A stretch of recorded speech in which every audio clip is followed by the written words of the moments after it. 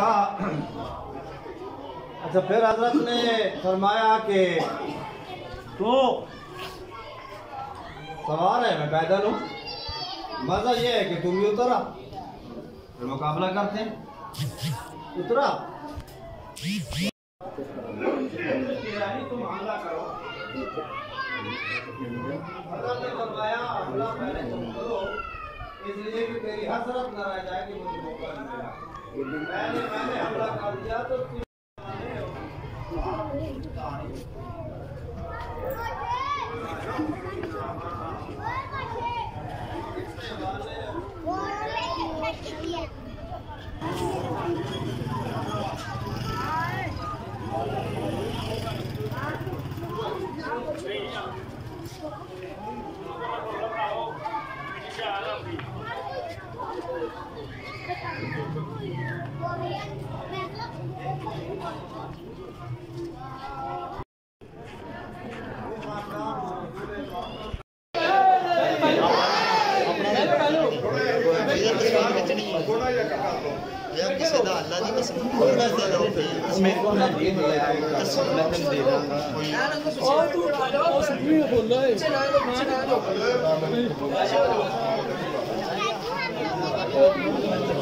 चलो आगा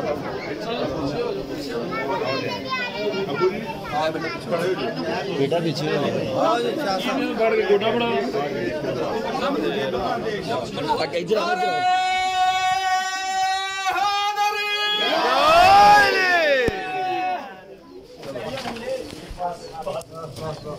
बस बस